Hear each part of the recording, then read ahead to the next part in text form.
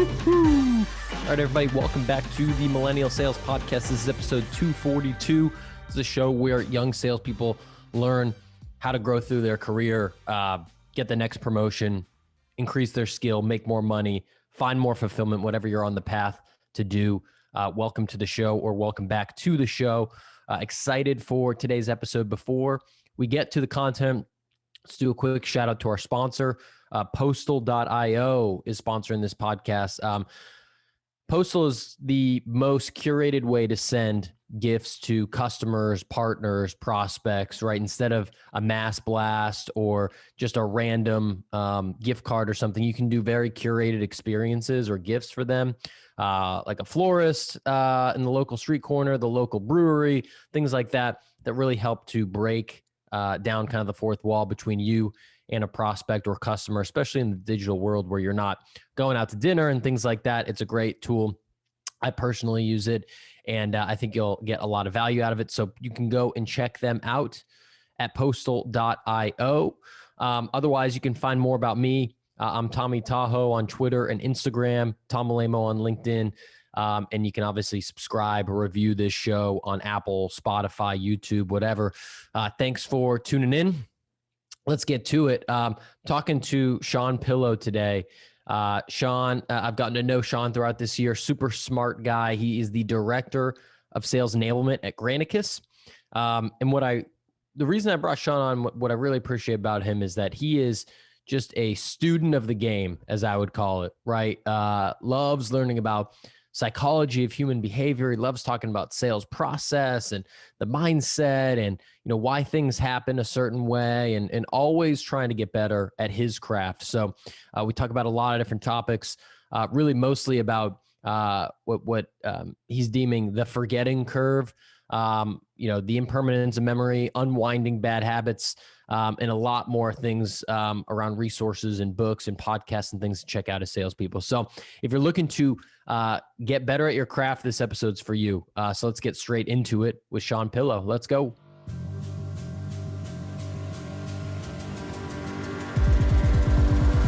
All right, Shawn Pillow, welcome to the Millennial Sales Podcast, man. How's it going? Hey, Tom. Thanks for having me. It's really great to be here. Yeah, absolutely. First and foremost, before we get to sales business, I know you're a Duke grad. Some heartbreaking news coming from Coach K a week or two ago. I couldn't let that slide. How's that sitting with you? Yeah. Well, pleased he's leaving on his terms. Pleased it's going to somebody who's been sitting there on the bench with him for close to a decade. Pleased that the new coach graduated the same year that I did. So that's a little strange that somebody who graduated from the head coach of our university, but very cool. I was very fortunate to take some classes with Mr. Shire. Oh, really? While I was there. Yeah, actually. So that's funny. That's funny. That's a young head coach. It's an extremely young head coach at one of the 5 most recognizable programs in the country. It's quite a responsibility, but he must have learned a lot, and certainly he's had the opportunity to learn a lot during that time. So I'm sure. Well, I'm excited to have you on the pod, man. I heard you talking on the Sales Engagement podcast. We've gotten to know each other over the last few months as well. And you're a student of a lot of things, but a student of human psychology, obviously of sales, of influence, of persuasion, of how the brain works, all these different things. And so I'm excited to talk about a few concepts that I think are near and dear to your heart around the way our brain works, and then how that relates to what you do in sales enablement, how it helps, sales reps perform better. Yeah, it sounds great. Yeah, I was very fortunate actually while at Duke University to take a lot of courses in sociology and a lot of concepts that underpin marketing and the psychology of marketing. And it just got me really interested in the way that our brains work, the way we retain information, the way we retain messages in general. And now I get to put a lot of that in practice. Yeah, it's super interesting to think about and understanding just like how the brain works and human psychology. And, one of the things that I know that we were riffing on before was what you, well, I guess you don't deem it this, but the academic term I think is the forgetting curve, right? Where it's a very, very small portion. I think anyone that's gone to regular schooling for any period of time can think about all of the classes that they've taken and all of the lectures that they sat through and the very minimal amount of information that they probably retained from all of those years. And that's the same with sales training and any type of education you get. But I'd love for you to tell me a little bit, educate me a little bit about the forgetting curve. Yeah, absolutely. So it's a concept you can read about the gentleman who kind of produced this information, Herman Ebbinghaus. And the idea is that when you're exposed to a piece of information, barring any intervention, whether that's being asked to write it down or that's being asked to recall it, you forget a substantial amount of that information within about an hour. And as time progresses, the slope of that curve changes a little bit, but the end result is that, within 20 to 30 days, if you haven't put something into practice, you're more likely than not to have forgotten it. There's a great stat a few years ago from the Harvard Business Review that said when you're taught a professional skill, if you don't get an opportunity to put it into practice within about a week, there's a 95% chance that you'll forget that skill. So, the idea is a single exposure to information just doesn't last very long. Yeah. Well, I think I can definitely relate to that. Just from, if you think about a sales training, right? Like someone comes in and they give you like a half day lecture or a full day lecture. And I've had the experience where I go to a conference and I'm fired up, I'm ready to run through a wall. And then 2 weeks later, my boss is like, "Hey, have you been working on that thing that, John Barros or whoever taught us?" And I'm like, "Oh, I don't even remember what he said. I've already moved on to my deals or my prospecting or whatever it is that I'm working on." And, those things can just like shoot through your brain. It's so hard with all the information that we get to like actually retain really any of it. Yeah. In advertising, they have this rule of 7, right? The idea being to break through the noise. But it's not just breaking through the noise and achieving a volume of exposure. It's becoming the first thing that somebody thinks about. You want them to think Tide when they think laundry detergent, or the similar thing. And now we see some of that data, right, in sales engagement as well, where it takes 8, 10, 15 touches to actually get somebody to take a meeting, right? And part of it's the same idea. You just haven't achieved that resonance. In memory, they call it memory consolidation, where something moves from that short-term memory that you use to remember an address, where you're tabbing from the location of the restaurant to Apple Maps to put it in your phone. And then the more often you do that, it moves into memory consolidation. And that's where that repetition becomes really important. Is there a tipping point for how often you need to do that? Or I know the brands have like the rule of 7, like you mentioned, but how often you need to do it, or how closely after you learn something that you should, revisit it or write it down, or what's like kind of the science behind that? Yeah. If you want to learn something, right? So you've been taught a concept, right? And there's 2 different sides of that coin. You've been taught a concept and you actually really want to learn it. You want to write it down and you want to recall it really quickly. The more closely to the event you can do so, the better. That's why seminar learning taught via the Socratic method tends to be more effective than lecture. But within 24 hours is ideal, right? So from a training perspective, asking somebody to demonstrate that they understand the concept within a day or so of having been taught the concept is really important. And then repeatedly exposing them to the same concept over time becomes important. I find that even just writing something down and like if I'm on a call with someone and, like I use Gong to take notes sometimes, and there's other tools like Dooley and that like part of sales tools that you can kind of take notes on the fly. But I also I don't go anywhere without this notebook. Like if there's something important that I need to remember to follow up on, like I need to write it down. And oftentimes I find that it's the the typing, it's like the listening, then the typing, and then the writing. It's like that trifecta that then sticks in my mind and like kind of reminds me how important it is. And if I don't do that particular thing, I'll just remember it while I'm like washing dishes after dinner or some random time in the evening. And, I tend to remember it a lot better when I actually do write it down. Yeah, I think that's definitely the case. I think part of the thing too is, and generally most people, your handwriting is slower than typing. And so in your head, you're not just writing down a note, you're also trying to condense it to action items or core principles. And you're distilling it into something that will much more easily stick in your memory as a concept rather than just, a string of things that were said or just a quick to do. Trying to distill the concept and get to the root behind it is really helpful.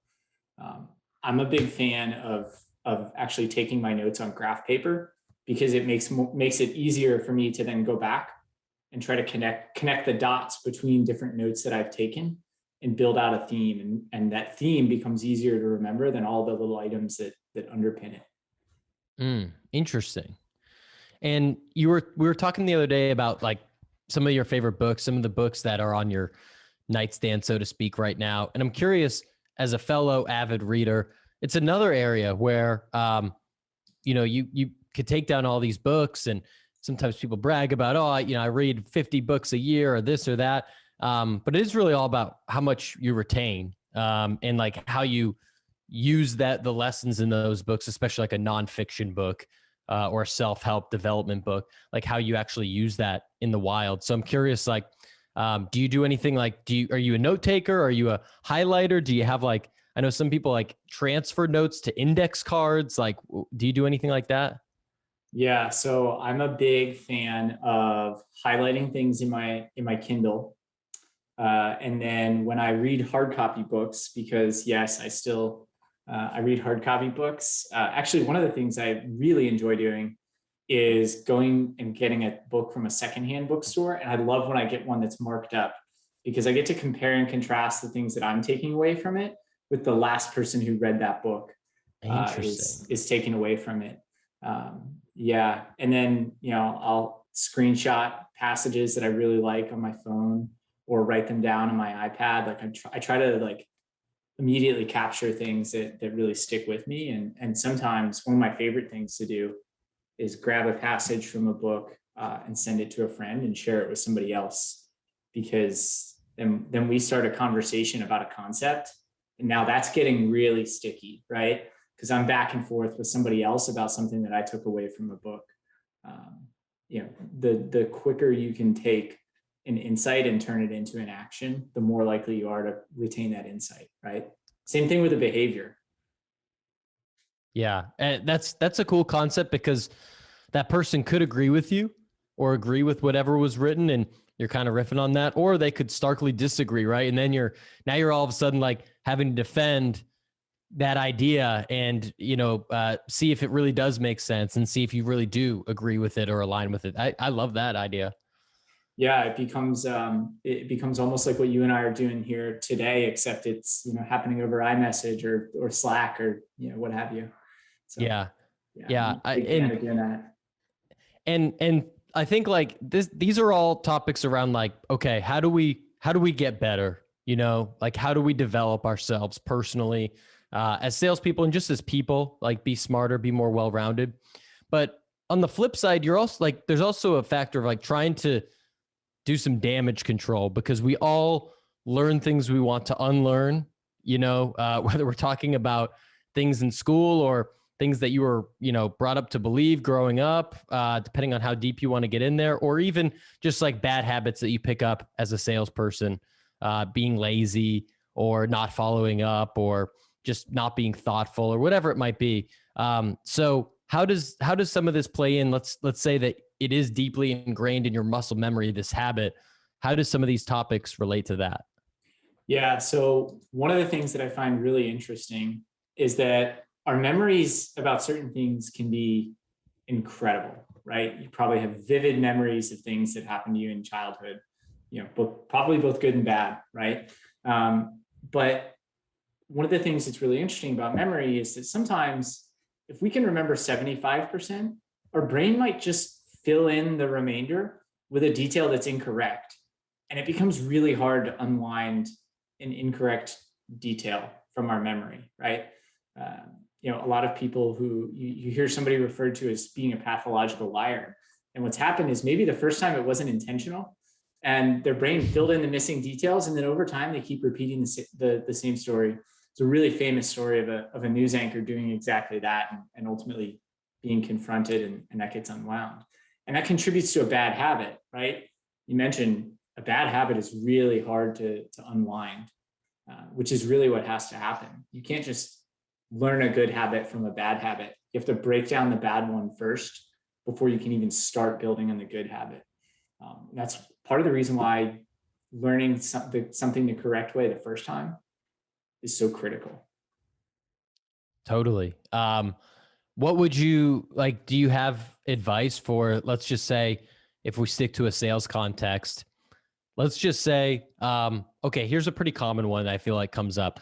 A lot of people are trying to transition from saying, hey guys, to hey folks, or hey y'all, or how's everyone doing, or whatever, something that's a little bit more neutral. Let's say that you're in the habit of saying, hey guys, and you want to break that habit. Like, I'm putting you on the spot, but do you have any tips for someone that might change that like kind of tone of voice? Yeah, it's one of the tips I would give to everyone, regardless of context, especially spoken word, which is slow down, right? Take a pause to really be intentional about the things that you say. There's a great saying, again, from a book that I've read, about the boys in the boat, 1936 US Olympic rowing team, which is that slow is smooth and smooth is fast. So if you just be intentional about the things that you do and make sure that you're doing the thing that you have an intention to doing, rather than falling back into a habit and doing a thing that comes automatically. I love that quote. I've heard some Navy SEALs say that as well, and it's always stuck out to me. Yep, I've worked for one who said that. Yeah, there's a final part of that, but yeah, that's right. So maybe to wrap this up, like in the last 5 or so minutes that we've got, your day to day, you don't get paid to I guess read books about the psychology, right? A lot of what you're doing is taking this and putting it into a sales context. So I'm curious, like when you're working with salespeople, how you help them to apply these concepts for their sales career, and whether that's maybe first year reps, BDRs, or I don't know if it's also more seasoned reps that maybe have been doing it for years and years. But I'd love to hear that. Well, first, all of the above, probably, growing diversity over the last 3.5 years. I'd argue that I do somewhat get paid to read books about psychology and understand how our brains work. But you're right. From an enablement perspective, designing with intent for the subject matter is really important. And I think all of my fellow practitioners over the last year would agree that a lot of the things that we thought we were doing were effective because there was either informal or unplanned reinforcement activities that were just you hearing your colleagues a desk over repeating new messaging and making it your own, or just knowledge checks that were happening on a sales floor and informally that became really difficult to replicate when we transitioned to virtual or hybrid learning and training. And so one of the ways to do that is build in repetition exercises, either through assignments. I love that Zoom lets you do breakout rooms for things like group exercises. So you can like do a concept socialization, especially within a longer session. I think that's really important. And then also, so thinking about that narrative as well, that every time, if you're trying to convey a large concept, breaking it into narrative parts and then forcing some active recall between transitions. even within the context of a 30 to 45-minute meeting, that becomes really, really important. Because you build in and you force that repetition, force that active recall. And we're big readers, we're big podcast fans, we're big blog readers on this podcast. Any resources around this topic that you think that, early salespeople in their career might find helpful, whether it's books, whether it's a podcast, anything else that has really stood out to you? Yeah, I think one of the things that I've observed is that, and our mutual friend Mark, is a fantastic LinkedIn follower. Shout out to Mark. Yeah, he's doing a great job at teaching people about how to talk to and interact with executives, right? I think it's one of the hardest skills to learn over time, right? So one of my favorite things, one of the things I tell all of our new sellers and a lot of our new SDRs is, if you want to start thinking about the models of business that your customers and your prospects reflect, go read the Stratechery blog by Ben Thompson. He's got a free weekly article, and then he's got a daily update as well. And I've been reading it for a long time. Became a paid subscriber a couple of years ago, and it taught me to think so much more strategically about business and to think more like an executive. And I think it's a really important thing. And talk about spaced recall. He's constantly referring back to other concepts, and it builds and builds and builds on knowledge over time. And I think that one's really fantastic. That's great. And you know what? I want to recall something I said earlier. You do get paid to read these types of things, and you know what? We all do. And you illuminated the point there when you're saying, "Hey, I was reading the blog. It's helped me to, kind of see things through a different lens, think more strategically, helped with, just your overall business knowledge and acumen." And as a salesperson, if you're not upping your game of your psychology, your mindset, your skills, your business acumen, so on and so forth, then you're not really in the game. And you've got to be doing that type of stuff, the blogs and the books and everything, to stay sharp and to grow your skill set that's going to make you better during the 9 to 5 when you have a sales call. So I rescind what I said 5 minutes ago. Yeah, I would say anything that gets your brain thinking about a concept and turning it over, kind of turning that cube in your mind, you're going to end up applying it to the things you do on a daily basis. I was on vacation last year and I read The Winning Machine about the Golden State Warriors. And I came back to work and I had 2 ideas that I was like immediately wanting to put into practice. If you had told me I was going to read a book about the front office of a basketball team and come up with a sales enablement idea out of it, I would have thought that you were crazy, but it's absolutely what happens, right? Yeah. Another thing that Mark and I talked on the podcast a couple weeks ago about just taking ideas from wherever you're thinking, wherever you're consuming content, and being able to relate it to what you do on a day-to-day. Anything can give you a creative idea if you're thinking in the right frame of mind. Yeah, that's right. Inspiration can come from anywhere. Absolutely. All right, Shawn, last question for you. I know you're down in LA. You just mentioned basketball. Clippers just had game 1. I don't know if you're a Clippers guy, if you're a Lakers guy, if you don't care about basketball. Do you have any hot takes on what's going on down there in the city? I've been a lifelong Lakers fan. Okay. Actually, shortly after I was born, Lakers won a world championship. I think the Suns are going to come out of the West. That's what I think. But I'm watching this Clippers series with some interest. A couple of Duke guys on that roster too. I think Luke Kennard had a great night last night. So we'll see. I don't know. It'll be fun. Duke and the Lakers, man, you're blessed with basketball. The Clippers will never overshadow the Lakers in Los Angeles. It just won't happen. No, I don't think so either. I appreciate it, Shawn. Last thing, any place that you would recommend if folks have questions, they want to reach out, they want to learn more about you or chat with you, what's the best place for folks to connect? Yeah, absolutely. You can find me on LinkedIn, Shawn Pillow. I'm also at ShawnPillow.com. You can get in touch with me there as well. And I'm active in a lot of different Slack workspaces, including the Sales Enablement Collective. So feel free to shoot me a note there if you happen to listen to this. Awesome. Thanks so much for coming on, Shawn. Yeah, absolutely. Thanks, Tom. What's up, everybody? Thanks for checking out that podcast. Happy July to you. Would love if you took 22 seconds and hit subscribe wherever you're listening or watching this. Apple, Spotify, YouTube, your favorite podcast player. And be sure to check out some of my content on LinkedIn. I'm Tom Malemo. And on Twitter and Instagram, I'm at Tommy Tahoe. Have a great day. Make it legendary. Peace.